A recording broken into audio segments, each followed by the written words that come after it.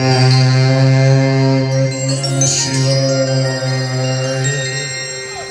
యొక్క నమశివాయ అనే మంత్రం కైలాసంలో నాట్యం చేస్తున్న పరమశివుని చెవిలో పడింది. ఎవరో నా భక్తుడు తపస్సు చేస్తూ ఉన్నాడని చెప్పి భూలోకంలోకి చూడగా భస్మాసురుడిని రాక్షసుడు ఘోర తపస్సును పూరి శంకరుని ప్రార్థిస్తూ ఉన్నాడు.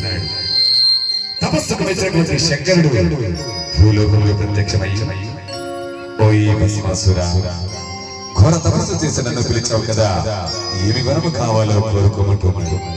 అప్పుడు అంటున్నాడు భస్మాసురుడు, స్వామి, నాకు మరణం లేని వరాన్ని ప్రసాదించమన్నాడు. ఓయి భస్మాసురా, పుట్టిన మృతజీవి మరణించక తప్పదు కాబట్టి మరొకటి కోరుకోమన్నాడు. అలాగైతే స్వామి, నేను ఎవరినైతే చేయి పెడతాను వారు భస్మమైపోయేటువంటి వరాన్ని ప్రసాదించమన్నాడు. తపస్సుకు మెచ్చినటువంటి శంకరుడు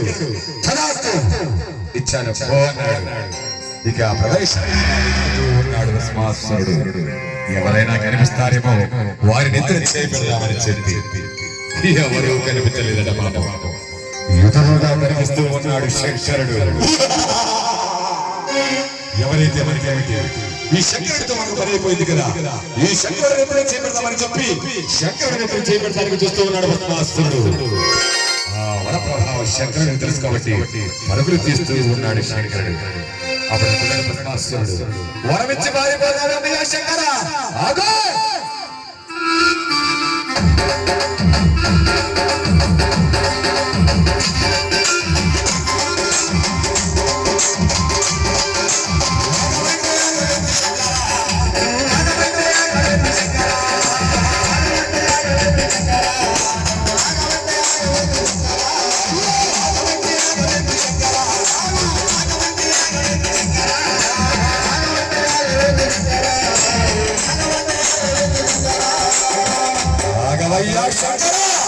అంటూ పరుగులు తీస్తూ ఉన్నాడు.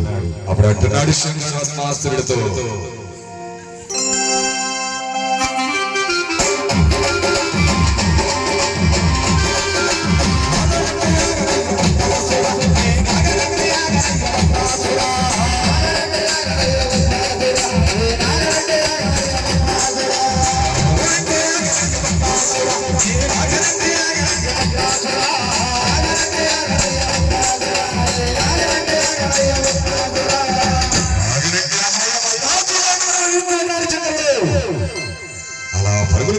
శంకరుని ఎవరు చూశారయ్యా అంటే ఆకాశ మార్గాన వెళుతూ ఉన్న నారద మందిర వారి చూసి,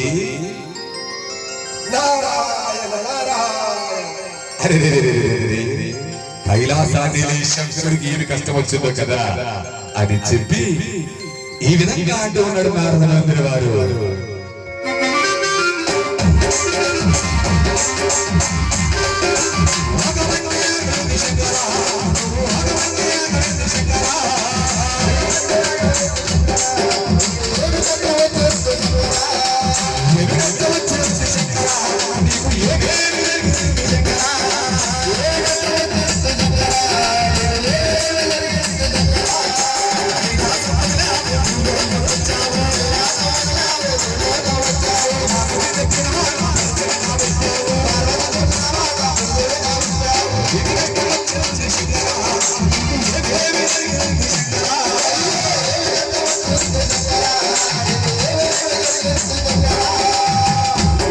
కష్టం వచ్చిందయ్యా శంకర, హాయిగా కైలాసంలో ఉండగా భూమి గురించి పరుగు తీస్తూ ఉన్నావు అన్నాడట.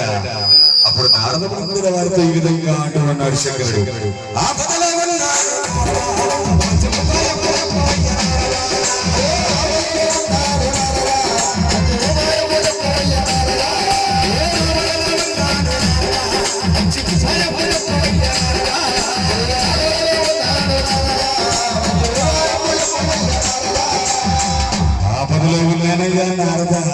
అపాయం లేని ఉపాయం ఏదైనా ఉంటే చెప్పమంటాడు.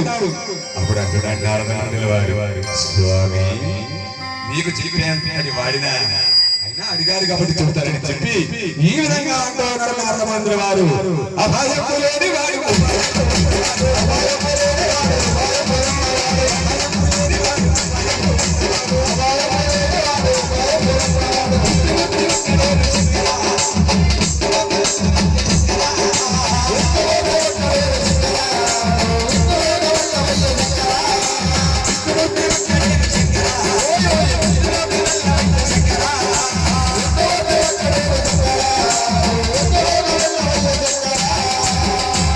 అపాయం లేనివాడు మరి ఉపాయం అన్నవాడు ఆ విష్ణుమూర్తి ఒక్కడేనయ్యా.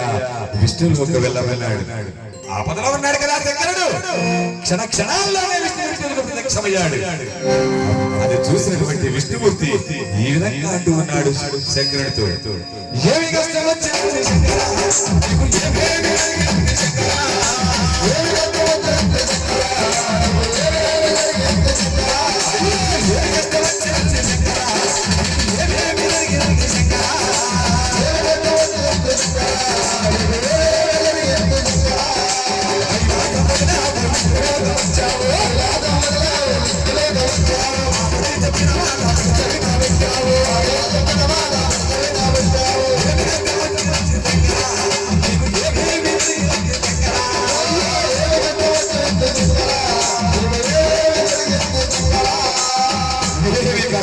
అయ్యా శంకరా, హాయిగా కైలాసంలో ఉండగా విష్ణులోకం వచ్చి ఉన్నాడు.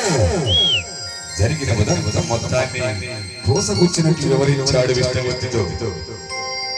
ఆ మాట విన్నటువంటి విష్ణుమూర్తి, ఓహో అలా జరిగిందా అని చెప్పి మోహిని రూపుగా మారిపోయాడు. అంటే ఒక స్త్రీగా మారిపోయాడు. పరుగుతూ ఉన్నాడు పరుగుతున్న భస్మాసురుడి ఎదుట మోహిని రూపంలో ప్రత్యక్షమయ్యాడు. ఆ మోహిని చూసినటువంటి భస్మాసురుడు, ఓహో సుందరి, చాలా అందముగా ఉన్నావే, నన్ను పరిణయమాడతావా? నిన్ను నేను పరిణయమాడాలంటే, నన్ను కనుక నీవు నాట్యంలో ఓడించినట్లయితే నిన్ను నేను పరిణయమాడతాను. సుందరి, భోళాశంకరుడిని వినిపించి మనోపదమాలను నిన్ను నాట్యంలో ఓడించి ఒక లెక్క అంటూ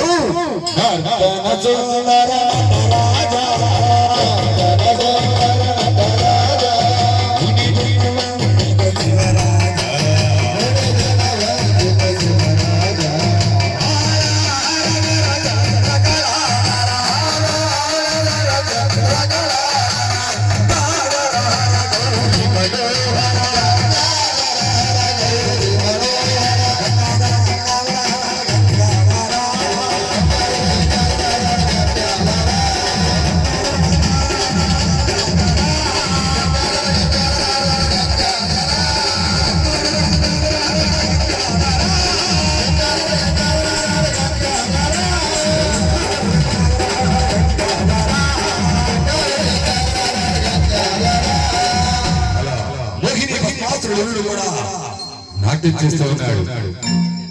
మోహిని రూపంలో విష్ణుమూర్తి శిరస్సుపై చేయించుకుని నాట్యం చేస్తూ ఉన్నాడు. నాట్యం ఇది కూడా ఒక భంగి మరుపునటువంటి పద్మాసురుడు శంకరుడు ఇచ్చిన వర్మ సంగతి మరచిపోయి తాను కూడా శిరస్సుపై చేయించుకున్నాడు. ఎప్పుడైతే శిరస్సుపై చేయించుకున్నాడు